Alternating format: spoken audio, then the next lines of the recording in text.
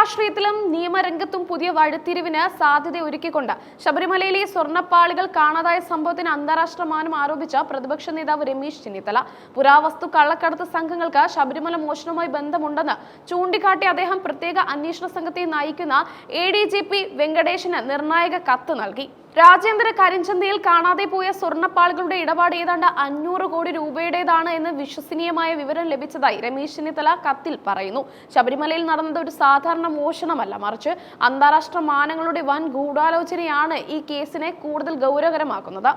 ഈ അന്താരാഷ്ട്ര മാഫിയെക്കുറിച്ച് കൂടുതൽ വിവരങ്ങൾ പ്രത്യേക അന്വേഷണ സംഘത്തോട് വെളിപ്പെടുത്താൻ താൻ തയ്യാറാണെന്നും ചെന്നിത്തല അറിയിച്ചു. ഈ വിവരം ലഭിച്ചത് ഈ ഓപ്പറേഷനെ കുറിച്ച് നേരിട്ട് അറിവുള്ള ഒരു വ്യക്തിയിൽ നിന്നാണ്. പൗരാണിക സാധനങ്ങളും ദിവ്യവസ്തുക്കളും മോഷ്ടിച്ച അന്താരാഷ്ട്ര കരിഞ്ചന്തയിൽ എത്തിക്കുന്നതിനെ കുറിച്ച് നേരിട്ടുള്ള അറിവുള്ള ഒരാളിൽ നിന്നുമാണ് തനിക്ക് ഈ വിശ്വസനീയമായ വിവരങ്ങൾ ലഭിച്ചതെന്ന് ചെന്നിത്തല കത്തിൽ വ്യക്തമാക്കി. താൻ സ്വതന്ത്രമായി ഈ വിവരങ്ങളുടെ വിശ്വസ്തത പരിശോധിക്കുകയും അതിൽ ചില യാഥാർത്ഥ്യങ്ങൾ ഉണ്ടെന്ന് മനസ്സിലാക്കുകയും ചെയ്തതിന്റെ അടിസ്ഥാനത്തിലാണ് ഇപ്പോൾ വിവരം അന്വേഷണ സംഘത്തിന് കൈമാറുന്നത്.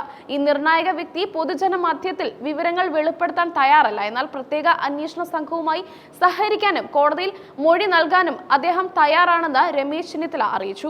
ഈ പുരാവസ്തു കള്ളക്കടത്ത് സംഘങ്ങളുമായി ദേവസ്വം ബോർഡിലെ ചില ഉന്നതർക്ക് അടുത്ത ബന്ധമുണ്ടായിരുന്നതായി തനിക്ക് അറിവ് ലഭിച്ചെന്നും ചെന്നിത്തല കത്തിൽ ആരോപിച്ചു. ഈ പശ്ചാത്തലത്തിൽ അന്വേഷണം ഈ വഴിക്ക് കൂടി മുന്നോട്ട് കൊണ്ടുപോകണമെന്നും അദ്ദേഹം ആവശ്യപ്പെട്ടു. സംസ്ഥാനത്തിനകത്ത് തന്നെ ചില വ്യവസായികളും ചില സംഘടിത റാക്കറ്റുകളും ഈ സ്വർണ്ണക്കൊള്ളയുമായി ബന്ധപ്പെട്ടിട്ടുണ്ട് എന്ന വിവരവും തനിക്ക് ലഭിച്ചിട്ടുണ്ട്. ഇവരെയും അന്വേഷണ പരിധിയിൽ കൊണ്ടുവരണമെന്ന് അദ്ദേഹം ആവശ്യപ്പെട്ടു. ഇപ്പോൾ അറസ്റ്റിലായിരിക്കുന്നവർ ഈ കേസിലെ സഹപ്രതികൾ മാത്രമാണ്. മോഷണത്തിന്റെ മുഖ്യ സംഘാടകർ ഇപ്പോഴും അന്വേഷണത്തിന്റെ പരിധിയിലായിട്ടില്ല എന്ന് കത്തിൽ പറയുന്നു. ഈ മുഖ്യ സംഘാടകരിലേക്കും അന്വേഷണം നീളണം. ഇത്തരം കേസുകളിൽ ശക്തമായ രാജ്യാന്തര ബന്ധങ്ങളും സാമ്പത്തിക സ്രോതസ്സുകളും ഉള്ളവരുമാണ് പിന്നിൽ പ്രവർത്തിക്കുന്നത്.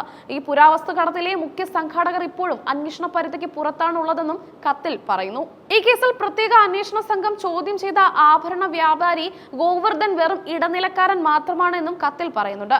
അമേരിക്കയിൽ നിന്നുകൊണ്ട് പൗരാണിക വസ്തുക്കളുടെ രാജ്യാന്തര കരിഞ്ചന്തയ്ക്ക് നേതൃത്വം നൽകിയിരുന്ന സുഭാഷ് കപൂർ സംഘത്തിന്റെ രീതികളുമായി ശബരിമല സ്വർണ്ണമോഷണ സംഘത്തിന്റെ രീതികൾക്ക് സാമ്യമുണ്ട് എന്ന ഹൈക്കോടതിയുടെ നിരീക്ഷണം അതീവ ഗൗരവത്തോടെ കാണേണ്ട ഒന്നാണ്. പുരാവസ്തു കള്ളക്കടത്ത് സംഘങ്ങൾക്ക് ശബരിമല സ്വർണ്ണമോഷണ കേസുമായി ബന്ധം അന്വേഷിക്കണമെന്ന ചെന്നിത്തലയുടെ ആവശ്യം ഈ ഹൈക്കോടതി നിരീക്ഷണത്തെ ശക്തിപ്പെടുത്തുന്നു.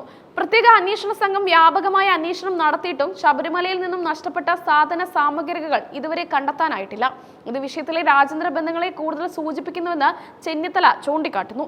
ഈ സ്വർണ്ണമോഷണവുമായി ബന്ധപ്പെട്ട വിശാലമായ ഗൂഢാലോചനയും അന്താരാഷ്ട്ര മാഫിയ ബന്ധങ്ങളും അന്വേഷിക്കാൻ തയ്യാറാണെങ്കിൽ കൂടുതൽ വിവരങ്ങൾ നൽകാൻ തനിക്ക് സാധിക്കുമെന്നും ഇദ്ദേഹം ADGPക്ക് ഉറപ്പ് നൽകി.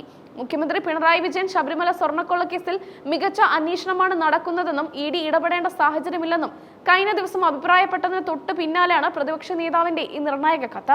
രമേശ് ചെന്നിത്തലയുടെ കത്ത് ഭരണപക്ഷത്തിന് വലിയ വെല്ലുവിളിയാണ് ഉയർത്തുന്നത്. 500 കോടിയുടെ ആരോപണവും ദേവസ്വം ബോർഡ് ഉന്നതരുടെ പങ്കാളിത്തവും കേസിലെ രാഷ്ട്രീയ വിവാദങ്ങൾക്ക് ആക്കം കൂട്ടും. പ്രതിപക്ഷ നേതാവ് നൽകിയ വിവരങ്ങളുടെ അടിസ്ഥാനത്തിൽ SIT അന്താരാഷ്ട്ര പുരാവസ്തു കള്ളക്കടത്ത് സംഘങ്ങളെ കേന്ദ്രീകരിച്ച് അന്വേഷണം വ്യാപിപ്പിക്കുമോ എന്നതിലാണ് ഇനി കേരള രാഷ്ട്രീയം ഉറ്റുനോക്കുന്നത്.